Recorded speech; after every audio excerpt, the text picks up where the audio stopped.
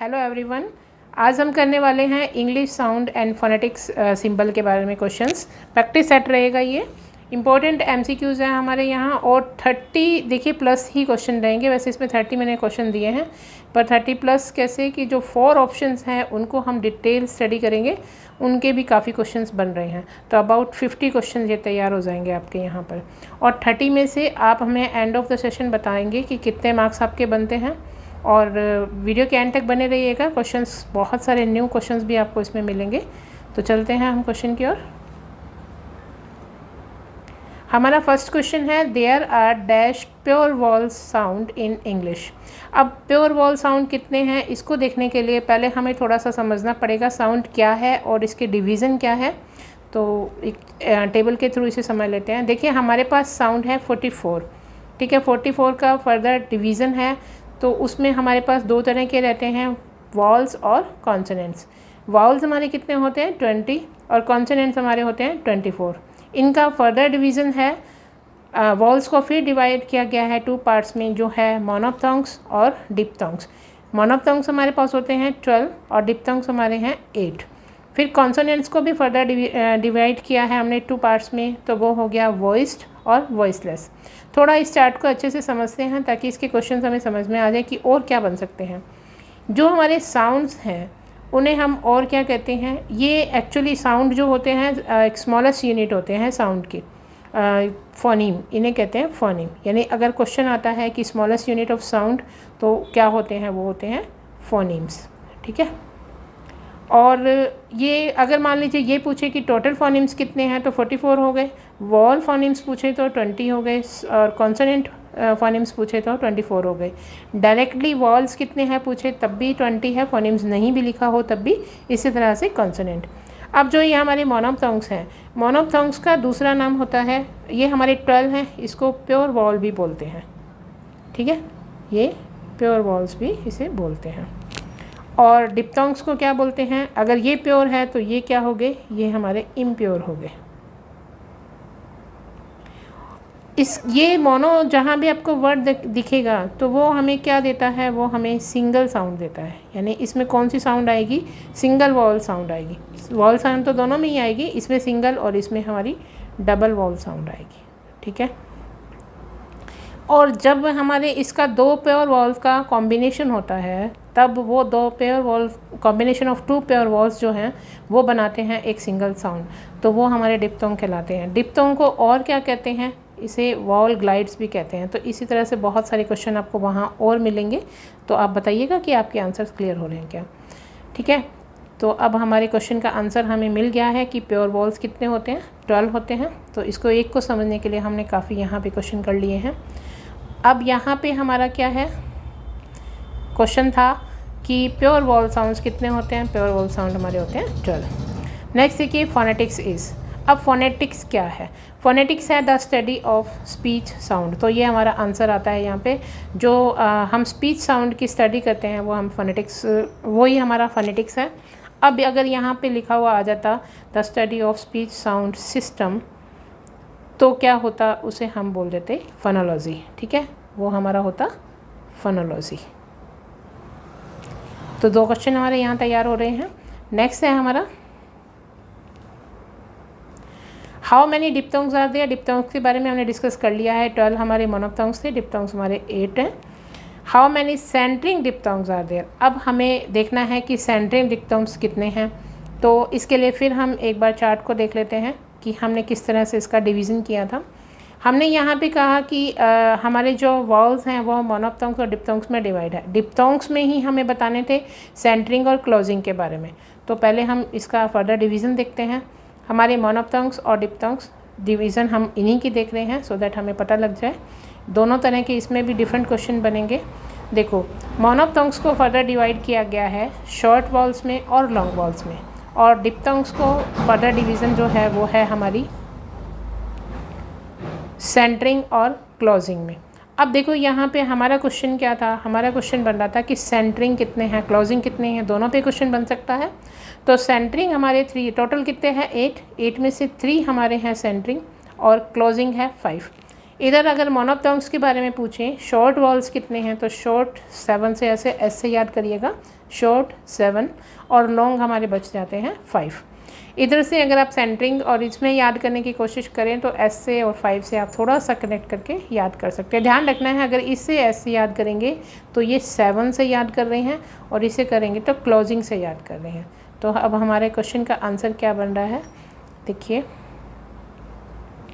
हमने पूछा था, ये क्वेश्चन का हम आंसर ऑलरेडी कर चुके थे। Diphthongs are there, total diphthongs 8 और सेंटरिंग डिप्थोंग्स हमारे कितने हो गए। क्लोजिंग देखो 8 में से कितने क्लोजिंग थे हमारे, क्लोजिंग हमारे थे 5, जैसा मैंने कहा था कि आप एस से याद कर लीजिए। तो बचे बाकी हमारे पास 3 हमारा आंसर आ गया सेंटरिंग डिप्थोंग्स। इसके बाद हमारा क्वेश्चन बनता है क्लोजिंग के बारे में। तो क्लोजिंग डिप्थोंग्स हमारे कितने हो गए, एस से मैंने याद करवाया आपको 5। The abbreviation IPA stands for, ये जो IPA है ये हमारा फोनेटिक जो हम पढ़ते हैं फोनेटिक्स पढ़ते हैं। एब्रीविएशन का मतलब होता है शॉर्ट फॉर्म, और ये जो IPA है इसकी शॉर्ट फॉर्म में हमें ये पूछा है कि इसकी फुल फॉर्म क्या है। तो इंटरनेशनल फोनेटिक एसोसिएशन ने ये हमें IPA दिए हैं, ठीक है, लेकिन इसकी फुल फॉर्म जो है वो है इंटरनेशनल फोनेटिक अल्फ़ाबेट। बस इन्हीं में दोनों में कन्फ्यूज़न रहती है। ये एसोसिएशन ने हमें दिए हैं तो ये हमें आंसर नहीं करना है, हमें इसका फुल फॉर्म जो है इंटरनेशनल फोनेटिक अल्फ़ाबेट वाला करना है। नेक्स्ट देखो, what is the full form of RP। ये RP की फुल फॉर्म होती है रिसीव्ड प्रोनाउंसिएशन, ठीक है। अब ये RP है क्या, वैसे RP की बात करें तो RP है standard way of speaking British English, कि किस तरह से ब्रिटिश इंग्लिश में बोला जाता, प्रोनाउंसिएशन का ही खेल है ये सारा। तो standard way of speaking British English की बात आए तो ये RP है, और RP की फुल फॉर्म है received pronunciation. According to RP, ये IPA के अकॉर्डिंग ही क्वेश्चन बनते हैं सारे। RP के अकॉर्डिंग जो है हमारे वॉल फोनिम्स कितने हैं, जैसा कि मैंने आपको बताया था कि अगर हमें टोटल फोनिम पूछे तो हमारे 44 थे, उसमें से हमारे जो 12 थे वो हमारे थे वॉल, और अगर हमसे 20 थे हमारे वॉल और यहाँ पे 24 थे हमारे कंसोनेंट। तो हमसे ये नहीं पूछा कि प्योर कितने हैं, हमसे पूछा है कि वॉल फोनिम्स कितने हैं, तो हमें यहाँ पे 20 को ही बताना है। 12 हमारे क्या थे, 12 हमारे प्योर थे, 8 हमारे क्या थे, 8 हमारे डिप्थोंग्स थे, ठीक है, यानी मोनोप्थोंग्स डिप्थोंग्स, ये हमारा आंसर था। लेकिन यहाँ पे हमसे वॉल फोनिम्स पूछे हैं, वो हो गए हमारे 20। तो ये हमें बस ध्यान रखते हुए चलना है नंबर्स में। नेक्स्ट क्वेश्चन है अ डिप्थोंग इज़ ए। देखो डिप्थोंग के बारे में कई तरह से क्वेश्चन बन के आता है कि ऑप्शन में जिस तरह का होगा वही हमें सॉल्व करना है। यहाँ पे आप देखो प्योर वॉल क्या होता है, ये तो मोनोप्थोंग्स होते हैं। फिर मोनोप्थोंग्स क्या होते हैं, ये प्योर वॉल होते हैं, यानी ये डिप्थोंग तो नहीं होते हैं। हमने अभी आपको पहले भी बताया था कि एक डिप्थोंग को और क्या बोलते हैं, इन्हें वॉल ग्लाइड भी बोलते हैं, ठीक है। और term use to refer to 2 vowel sound, तो 2 वॉल साउंड्स नहीं होती है, इसमें 2 प्योर वॉल्स को मिलाया जाता है। यानी मैंने आपको क्या बताया था कि जो कॉम्बिनेशन होता है एक 2 प्योर वॉल्स का, तो वो एक क्या बनाते हैं, एक साउंड बनाते हैं, एक combination of 2 pure walls in 1 sound, ठीक है। तो वो हमारा होता है इसका मतलब ये हमारा आंसर क्या हो गया, वॉल ग्लाइड। नेक्स्ट है मोनोथोंग्स आर, तो इसी तरह से इसके बारे में भी हमने बात करनी है कि देखो ऑल्सो कॉल्ड वॉल ग्लाइड्स, ये तो हमने अभी पढ़ा कि डिप्थोंग को बोलते हैं, तो ये हमारा आंसर नहीं होगा। उसके बाद है use to produce single sound of consonants, तो ये भी नहीं होगा क्योंकि कॉन्सोनेंट का यहाँ कोई काम नहीं है। Use to produce double sounds of vowels, double sound नहीं होती, डबल वॉल्स होते हैं। तो इसके बारे में हमें ये बताना है कि मोनोप्थोंग्स के बारे में कौन सी स्टेटमेंट करेक्ट है। तो 12 इन नंबर, यस 12, ये 12 होते हैं नंबर में और ये 8 होते हैं, ये हम पढ़ चुके हैं। नेक्स्ट देखिए,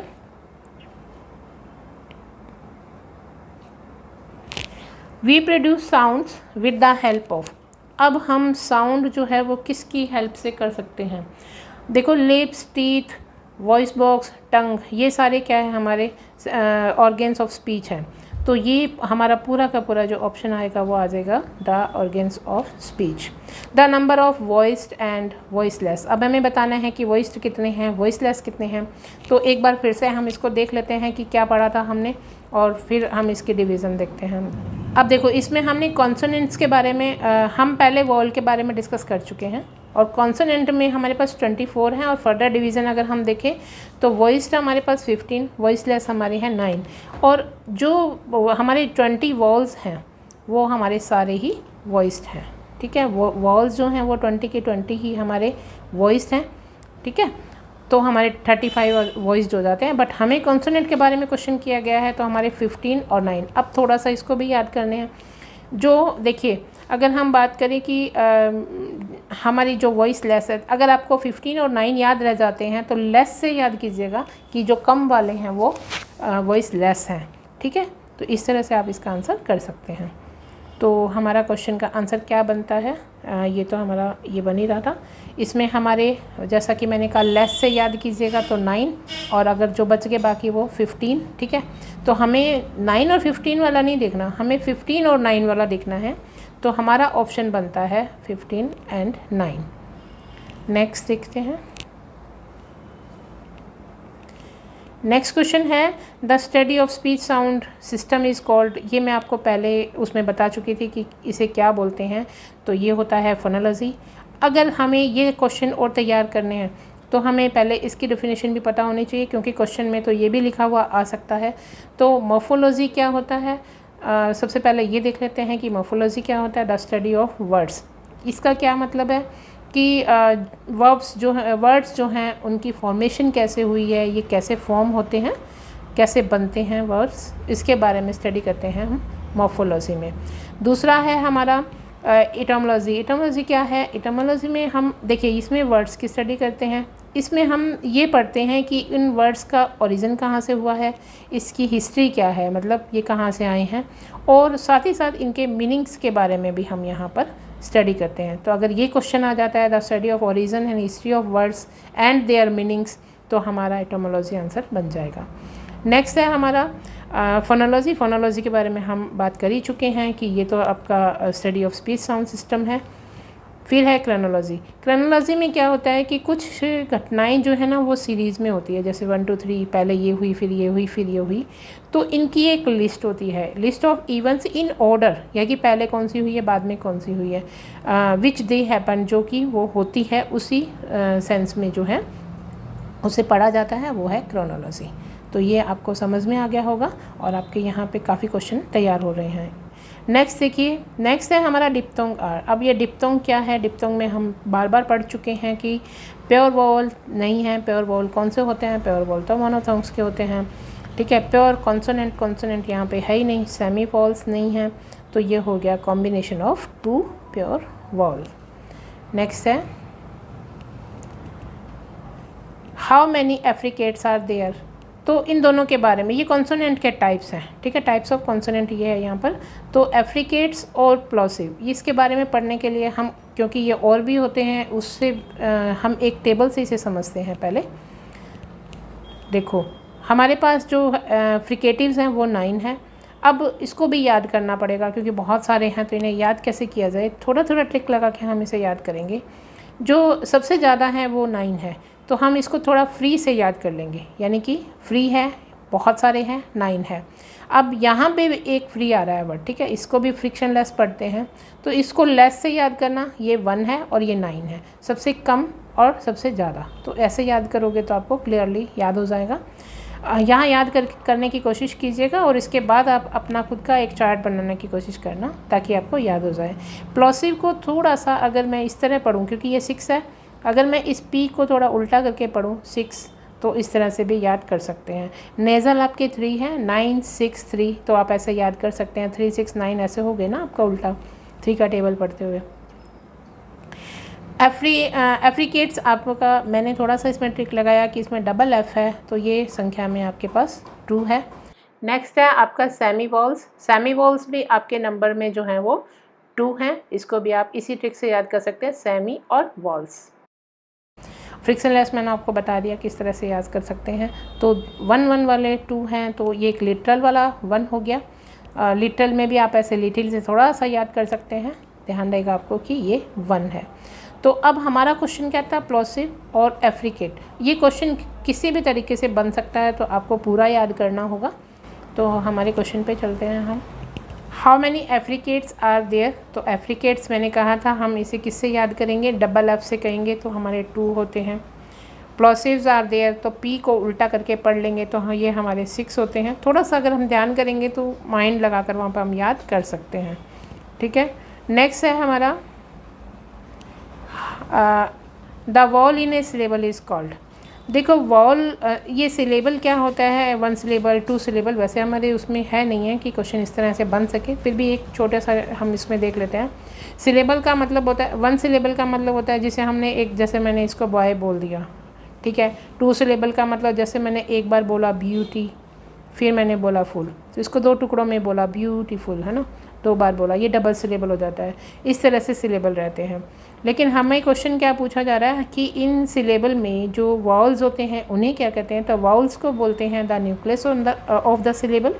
क्या बोलते हैं, न्यूक्लियस ऑफ द सिलेबल। अगर कॉन्सोनेंट पूछ लेते तो उसे मार्जिनल बोलते हैं। ये मार्जिनल एलिमेंट लिखा हुआ आ सकता है वहाँ पर, ठीक है, मार्जिनल एलिमेंट। इसकी जगह वाउल के साथ भी आपको एलिमेंट लिखा हुआ आ सकता है।